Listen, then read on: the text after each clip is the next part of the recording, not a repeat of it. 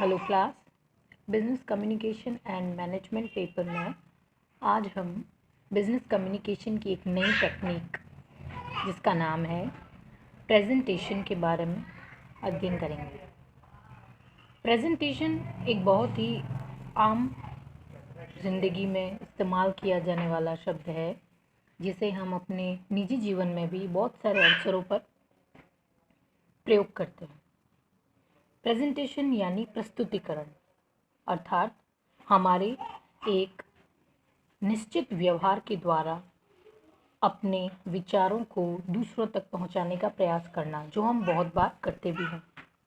चाहे कॉलेज में किसी कंपटीशन की तैयारी या कंपटीशन में हिस्सा लेना या विचार विमर्श के लिए अपने घर परिवार में अपने उन विचारों को सही तरीके से रखना, ये सभी चीज़ें प्रस्तुतिकरण में आती हैं।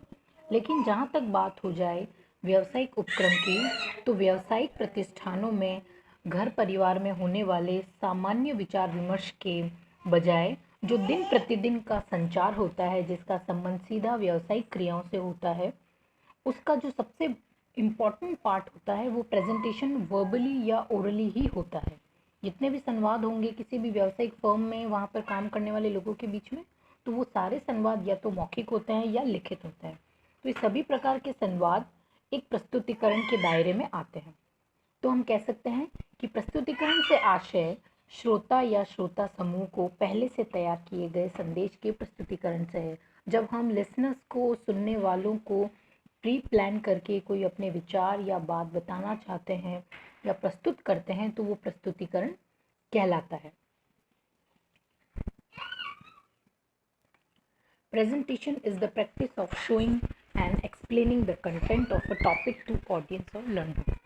Presentation means, presentation का मतलब होता है उन समस्त विचारों को या किसी टॉपिक को अपने लर्नर या ऑडियंस तक पहुंचाना पूरे एक्सप्लेनेशन के साथ, पूरे वर्णन के साथ, तो ये प्रस्तुतिकरण कहलाता है। Presentation also the means of communication, communicate करने का एक तरीका होता है, which can be adopted to various speaking situation, जो कि हम बहुत बार जब हमें बोलना है, अपने विचार को प्रस्तुत करना होता है, उस समय इसका उपयोग करते हैं। Such as talking to a group, जब हम किसी ग्रुप को एड्रेस करते हैं, किसी मीटिंग को अटेंड करते हैं, तब हम इस तरह के मीन्स ऑफ कम्युनिकेशन का इस्तेमाल करते हैं, जब हमें अपने उस टॉपिक को लोगों तक पहुंचाना होता है। नेक्स्ट टॉपिक आता है टाइप्स ऑफ प्रेजेंटेशन। देखिए, अलग अलग जो साइकोलॉजिस्ट हैं, अलग अलग जो शिक्षा शास्त्री है, उन्होंने प्रेजेंटेशन को अलग अलग अर्थों में प्रस्तुत किया है और इसके अलग अलग तरीके बताए हैं प्रस्तुतिकरण के। और जो मेनली होते हैं, जो आपकी बुक में भी है, उसमें तो एक है कि एक तो इंडिविजुअल प्रेजेंटेशन होता है और एक ग्रुप प्रेजेंटेशन होता है। इंडिविजुअल प्रेजेंटेशन में क्या होता है कि एक व्यक्ति बोलता है और सुनने वाले जो श्रोता होते हैं वो सभी उसे सुनते हैं। एक ग्रुप प्रेजेंटेशन भी होती है, जिसमें एक ग्रुप के लोग एक एक करके बारी बारी से अपने विचारों को जो लिसनर्स होते हैं उस तक पहुंचाने का प्रयास करता है और अपनी बारी के अनुसार आता है, अपने विचार व्यक्त करता है, और जो शेष होते हैं वो उन्हें सुनते रहते हैं। फिर दूसरा वक्ता आता है, वो बोलता है और बाकी के सभी उसके विचारों को सुनते रहते हैं, और ये क्रम लगातार चलता रहता है। और कुछ इसके अलग अलग टाइप्स भी हैं, जिसमें देखिए सबसे पहला है इंफॉर्मेटिव, जिसे अपन सूचनात्मक कह सकते हैं, इंस्ट्रक्शनल, अनुदेशनात्मक जो प्रेजेंटेशन होती है। Informative keep an informative presentation brief and to the point, stick to the fact and avoid complicated information. जितना भी इंफॉर्मेटिव यानी कि सूचनात्मक जो प्रस्तुतिकरण होता है, वो बहुत ही महत्वपूर्ण प्रस्तुतिकरण माना जाता है कि जब किसी प्रस्तुतिकरण में किसी विचार या तथ्य को स्पष्ट करने का प्रयास किया जाता है कि हम अगर कोई अपने व्यावसायिक फर्म में कोई नया प्रोडक्ट बनाने वाले हैं, तो उस प्रोडक्ट के बारे में जो पूरी डिटेल होगी उसको स्पष्ट करने का प्रयास करते हैं, तो ऐसा प्रस्तुतिकरण सूचनात्मक प्रस्तुतिकरण कहलाता है। इसमें संचार के सूचना पहलू पर विशेष बल दिया जाता है कि हम लोगों तक उसकी इंफॉर्मेशन, पूरी जानकारी पहुंचा रहे हैं, चाहे वो उसकी सिस्टम से रिलेटेड हो, वर्किंग प्रोग्रेस से रिलेटेड हो, उसकी सर्विसेज से रिलेटेड हो, इसके बारे में पूरी रिपोर्ट देनी पड़ती है। अब इसमें कोई भी जो इंफॉर्मेटिव प्रेजेंटेशन होती है उसमें मेन जिन 4 चीज़ों का पूरा डिटेल बताई जाती है वो होती है कि उस प्रोडक्ट के बारे में पूरी रिपोर्ट देना, उसकी जो गुडविल है उसकी इंफॉर्मेटिव प्रेजेंटेशन देना, उसको संक्षेप में पूरा उसका जो ब्यौरा है वो उसे उपलब्ध कराना लोगों तक, और इंस्ट्रक्शन यानी निर्देश देना, क्योंकि उस प्रोडक्ट से रिलेटेड लोग हैं तो उनको उस प्रोडक्ट के बारे में जितना काम जिसको सौंपना है उसके उससे रिलेटेड गाइडलाइंस या उसको निर्देश या उसको एक सही तरह से डायरेक्शन देना होता है। एक आता है अराउजिंग। अराउजिंग प्रेजेंटेशन में क्या होता है कि किसी भी व्यावसायिक फर्म में जब प्रेजेंटेशन शुरू होती है तो वो जिस मुद्दे पर या जिस टॉपिक पर बात हो रही होती है वो उसको इस तरह से प्रस्तुत करता है कि लोग उसके विषय में सोचने पर मजबूर हो जाते हैं। जैसे your purpose is to arousing presentation is to make people think about that situation, कि लोग उसके लिए विचार विमर्श स्वयं भी करें ताकि ज़्यादा से ज़्यादा लोगों को उस टॉपिक से रिलेटेड अवेयरनेस बढ़ाई जा सके। Decision making presentation. Your purpose is to decision making presentation is to move your audience to take your suggested action. A decision making presentation presents ideas, suggestions and arguments strongly enough to an audience to carry out your requests.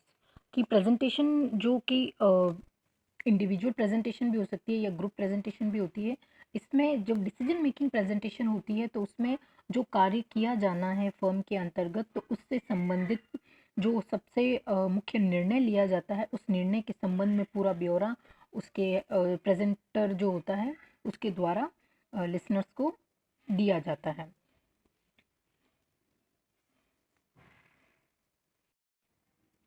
Last आता है परसुआसिव presentation. इसका मतलब प्रोत्साहक प्रस्तुतिकरण। जब कोई प्रस्तुतिकरण इस उद्देश्य और इस प्रकार से प्रस्तुत किया जाता है कि आप उस प्रस्ताव पर दूसरों की सकारात्मक प्रतिक्रिया प्राप्त करें तो उसे प्रोत्साहक या प्रेरणात्मक प्रस्तुति माना जाता है। प्रोत्साहक अवसरों का वैसे तो कोई अंत ही नहीं होता है, लेकिन अनेक अवसरों पर व्यवसाय को प्रोत्साहक या प्रेरणादायक प्रस्तुतिकरण की आवश्यकता होती है ताकि हम अपने यहाँ काम करने वाले लोगों के साथ में मिलकर जो काम कर रहे हैं उसका एक ऐसा प्रोत्साहक एटमॉस्फेयर क्रिएट कर सके जो फर्म के लिए फ़ायदेमंद होता है। इसलिए हमेशा जो प्रेजेंटेशन होती है वो उस टाइम टू टाइम ऐसी भी प्रेजेंटेशन दी जाती है जिससे लोग मोटिवेट होते रहें और अपने काम को सकारात्मक तरीके से आगे बढ़ाते जाएं। नेक्स्ट इसके बारे में जो इम्पोर्टेंट पॉइंट है वो है how to make an effective presentation. अब आपको अगर किसी फॉर्म में जॉब मिली है और आपके जो प्रेजेंटेशन है वो उसका पहला मौका है तो उसकी तैयारी के लिए आप किन किन बातों का ध्यान रखेंगे। The first step of a great presentation is pre planning.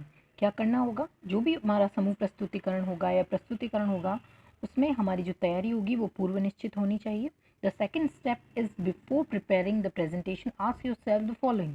हमें उसकी तैयारी के समय किन किन बातों पर ध्यान रखना होगा और अपने से क्या सवाल पूछेंगे। What is the purpose of the presentation, हम वो प्रेजेंटेशन का पीछे का कारण क्या है जो हम तैयारी कर रहे हैं। हु विल बी अटेंडिंग, कौन अटेंड कर रहा है। What does the audience already known about the subject, जो भी मैटर हम तैयार कर रहे हैं प्रेजेंट करने वाले हैं उसके बारे में लोगों की सोच क्या है, वो उसके बारे में कितना जानते हैं। What is the audience attitude towards me, कि लोगों का सोच या रवैया मेरे लिए कैसा है, इसके बारे में भी जानना ज़रूरी होता है। प्लानिंग करने के बाद में जो नेक्स्ट स्टेप आता है वो है थर्ड स्टेप आता है step to prepare the presentation. अब जब हमने ये सोच लिया है कि हमें क्या बोलना है, किनके सामने बोलना है और सुनने वाले लोग मेरे संबंध में या मेरे उस टॉपिक के संबंध में कितनी जानकारी रखते हैं, उसके बाद में प्रेजेंटेशन को हम अपनी इंट्रोडक्शन के साथ शुरू करते हैं। एंड मे इंक्लूड, और भी इसमें शामिल किया जाता है, the ice breaker such as story, interesting statements और फैक्ट्स, जिसमें हम कुछ अच्छी स्टोरी या इंटरेस्टिंग फैक्ट के साथ अपने इंट्रोडक्शन की शुरुआत कर सकते हैं। Fourthly, there are several options for instructing the presentation. आप टाइमलाइन को अरेंज इन सिक्वेंशियल ऑर्डर, आप टाइमलाइन को और अपना जो प्रेजेंटेशन होगा उसकी एक टाइमलाइन सेट करेंगे, कब क्या कैसे बोलना है। क्लाइमेक्स यानी जो मेन बात होती है वो आप किस तरह से लोगों तक पहुंचाएंगे। नेक्स्ट आता है a problem is presented, a situation is suggested and benefits are then given. जब हम अगर हमारे कोई प्रॉब्लमेटिक या कोई सॉल्यूशन बेस्ड अपनी प्रेजेंटेशन है तो उसके लिए अपन सजेशंस देते हैं और उसके फ़ायदे भी बताएंगे जो हम बात बता रहे हैं। Simple to complex ideas are listed from the simplest to the most complex. जो भी आइडियाज़ या जो बेनिफिट हम अपनी प्रेजेंटेशन के एंड में बताने वाले हैं वो हमारी सिंपल टू कॉम्प्लेक्स होनी चाहिए। पहले इजी इजी स्टेप्स के साथ बढ़ते हुए या इजी इजी बेनिफिट्स या इजी इजी जो अपने आइडियाज़ है उनको फॉर्म करते हुए हम कॉम्प्लेक्स यानी हार्ड की तरफ जाएंगे। सरल से कठिन की ओर अपनी प्रेजेंटेशन की एंडिंग होनी चाहिए। Can also be done in reserve order, या आप हार्ड टू इजी भी जा सकते हैं। The fifth step is after the body comes the closing. This is where you ask for questions and provide a wrap up. जब आपको लगता है कि आपने अपना कंटेंट, उसके बेनिफिट्स, उसके लिमिटेशंस पूरी प्रेजेंट कर दी है, तो लास्ट में जो आपका काम होगा वो होगा जो लिसनर्स हैं, जो सुनने वाले लोग हैं, उनके सामने ये बात रखना कि अगर आपको मेरी इस प्रेजेंटेशन से रिलेटेड कुछ बात करनी है, कुछ क्वेश्चनिंग करनी है तो आप कर सकते हैं। अब हम समझेंगे कि फैक्टर इफेक्टिंग प्रेजेंटेशन कौन से होते हैं या किसी भी प्रस्तुतिकरण की मुख्य विशेषताएं क्या होती हैं। तो जो सबसे खास होता है वो तो है द वॉइस, क्योंकि प्रेजेंटेशन है तो बिना आवाज़ के तो संभव नहीं है। The voice is probably the most valuable tool of the presentator. It carries most of the content that the audience takes away. किसी भी भाषण में या जब हम प्रेजेंटेशन दे रहे हो तो जो हमारी वॉइस होती है वो सबसे ज़्यादा इफेक्टिव होनी ज़रूरी है या सबसे ज़्यादा इफेक्ट डालती है। तो इस पर बहुत ज़्यादा होमवर्क करना चाहिए।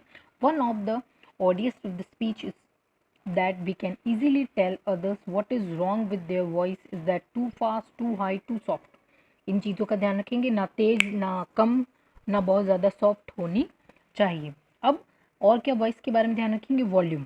प्रेजेंटेशन के दौरान हम जिस रूम में बैठे हैं या जहाँ भी है, अगर वो माइक पे है तो उसके लिए वॉल्यूम को अपना सेट करना, किस तरह से हमें बोलना है, शाउटिंग नहीं होनी चाहिए। अपना जो बात कर रहे हैं, अपनी जो टोन है उसमें भी एक जो नॉर्मल टोन में बात करना है, या हमारे जो प्रेजेंटेशन के पॉइंट्स है उसमें अगर वेरिएशंस है तो उसका हमको ध्यान रखना होता है।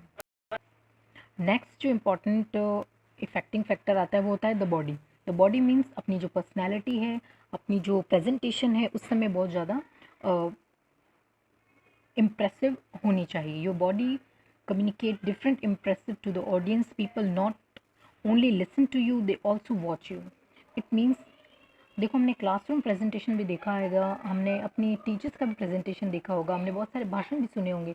तो जब इफेक्टिव भाषण या इफेक्टिव क्लास टीचिंग की हम बात करते हैं तो हम सिर्फ टीचर को सुनते नहीं हैं बल्कि उनकी जो बॉडी लैंग्वेज होती है उससे भी बहुत ज़्यादा हम इम्प्रेस होते हैं या नहीं होते हैं, या तो हम बोर हो जाते हैं। जैसे कि अगर आप किसी क्लास में बैठे हैं और स्टडी कर रहे हैं और अगर टीचर आधे घंटे तक लगातार अपनी चेयर पे बैठी रहती है और सिर्फ एक ही भाषण की तरह अपने टॉपिक को बोलती जाती है, तो बहुत सारे स्टूडेंट ऐसे होंगे जो अपने ही काम में लगे रहेंगे और शायद बात बात भी करना शुरू कर दे। लेकिन अगर एक वही टीचर अपने क्लासरूम टीचिंग को इफ़ेक्टिव बनाने के लिए क्लास में राउंड लगाने लग जाती है और खड़े खड़े अपने प्रेजेंटेशन को ब्लैक बोर्ड यूज़ करके या कंप्यूटर या पावर पॉइंट प्रेजेंटेशन से उसको दिखाती है, तो शायद क्लास में डिसिप्लिन कभी भी नहीं ख़राब होता है। तो ये होता है कि जो बॉडी लैंग्वेज होती है टीचर की उसका स्टूडेंट पर बहुत इफ़ेक्ट आता है।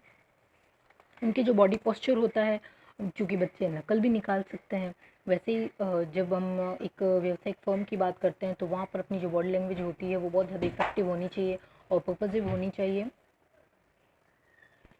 आई कॉन्टैक्ट के बारे में अच्छे समझे। Speakers who make eye contact with the